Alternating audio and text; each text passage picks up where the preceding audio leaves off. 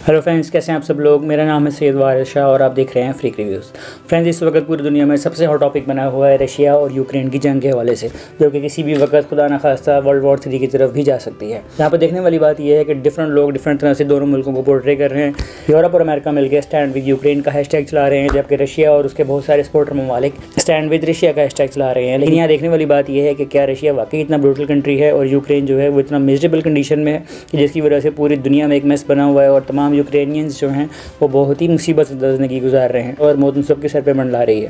लेकिन फ्रेंड्स, यहाँ देखने वाली बात यह है कि आखिर इस सब जंग की वजह क्या है और ये जंग इतनी आगे बढ़ती क्यों जा रही है। सबसे पहले तो मैं आपको ये बताता चलूँ कि यूक्रेन जो कि किसी वक्त में रशिया का हिस्सा था और सोवियत यूनियन के टूटने के बाद एक अलहदा इटसेल्फ मुल्क बना, लेकिन बहुत सालों से यूरोप, अमेरिका और नेटो फोर्सेज सब मिलकर चाह रहे थे कि यूक्रेन उनके साथ शामिल हो जाए और उन सब के लिए आसान हो जाए रशिया पर अटैक करना, और अमेरिका और तमाम नेटो फोर्सेज अपने अड्डे यूक्रेन में आके लगा लें ताकि ईजिली वो रशिया का शिकार कर सकें। रशिया की जो कि एक वक्त में बड़ी सुपर पावर थी और आज भी दुनिया की तकरीबन तीसरे नंबर की बड़ी सुपर पावर है और अमेरिका के लिए कॉन्टीन्यूसली एक थ्रेट है। सो अमेरिका ये चाहता है कि यूक्रेन की वजह से रशिया को हमेशा के लिए ख़त्म कर दिया जाए, और किसी भी दूसरे मुल्क की तरह रशिया भी ये चाहता है कि उसके मुल्क में रहने वाले लोग और उसके मुल्क की सलामती जो है वो हमेशा के लिए कायम रहे। इसलिए उन्होंने बहुत दफ़ा यूक्रेन के प्रेसिडेंट व्लादिमीर ज़ेलेंस्की को कहा कि आप इन हरकतों से बाज आ जाएँ और ऐसा कोई मैस ना बनाएं जिसकी वजह से दोनों ममालिक के दरमियान जंग होने का खतरा हो। लेकिन यहाँ देखने वाली बात यह है कि इतना सा यूक्रेन है और इतना बड़ा सुपर जाइंट रशिया है, इन दोनों की आपस में तो अगर कंपैरिजन किया जाए तो आई थिंक ज़्यादा से ज़्यादा चंद घंटों में ही जंग का फैसला हो जाना चाहिए था। लेकिन इसके बावजूद यूक्रेन ने जंग को इतने दिन तक खींच लिया है।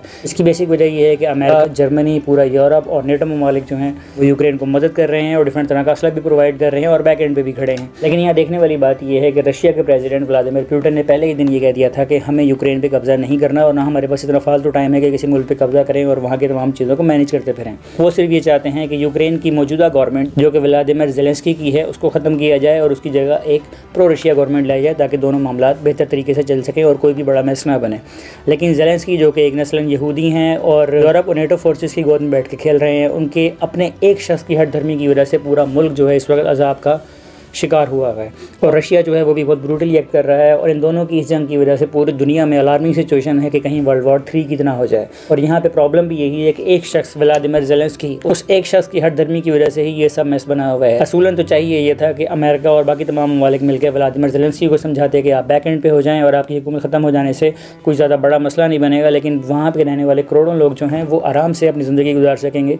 लेकिन व्लादिमीर ज़ेलेंस्की ना कि बहुत ही हट धर्मी का मुजाहरा कर रहे हैं और बल्कि उन्होंने इस बात को अपनी अना का मसला बना लिया है और यूक्रेन के कैपिटल कीव में जाके छुपे बैठे हैं और अमेरिका और तमाम दूसरे ममालिक से लगातार मदद की अपील कर रहे हैं और ये शो कर रहे हैं कि जैसे वो बहुत ही मिजरेबल कंडीशन में है।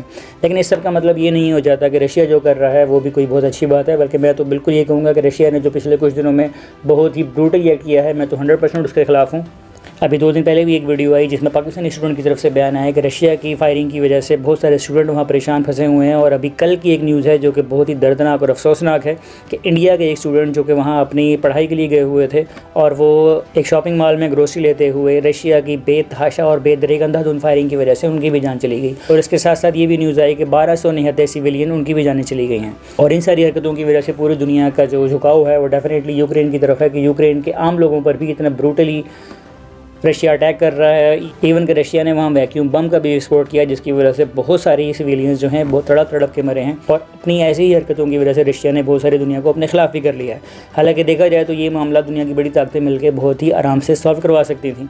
लेकिन यहाँ कहा जाए तो दोनों लोग अपनी अना पे अड़े हुए हैं, व्लादिमीर पुतिन भी और व्लादिमीर ज़ेलेंस्की भी। आपके ख्याल में क्या बेहतर ऑप्शन होनी चाहिए? क्योंकि जिस तरह दोनों ममालिक आपस में लड़ रहे हैं उससे सबसे बड़ा प्रॉब्लम तो यही है कि खुदा न खास्ता ये जंग ज़रा सी भी बढ़ी तो वर्ल्ड वॉर 3 होने का चांसेस है। वर्ल्ड वॉर 2 का खात्मा इस बात से हुआ था कि अमेरिका ने लिटिल बॉय नामी न्यूक्लियर वेपन यूज़ किया था अगेंस्ट जापान और उनके शहर हिरोशिमा को तबाह कर दिया था। लेकिन यहाँ ये लग रहा है कि रशिया और यूक्रेन के दरमियान होने वाली जंग अगर ज़रा सी भी आगे बढ़ी तो किसी भी न्यूक्लियर अटैक के बाद ये वर्ल्ड वॉर 3 में कन्वर्ट हो सकती है। फ्रेंड्स, ये था आज का वीडियो। इसके बारे में आपकी क्या राय है मुझे ज़रूर बताइएगा। और जो लोग मेरे चैनल पर न्यू हैं उनसे रिक्वेस्ट करूँगा कि प्लीज़ मेरे चैनल को सब्सक्राइब करें।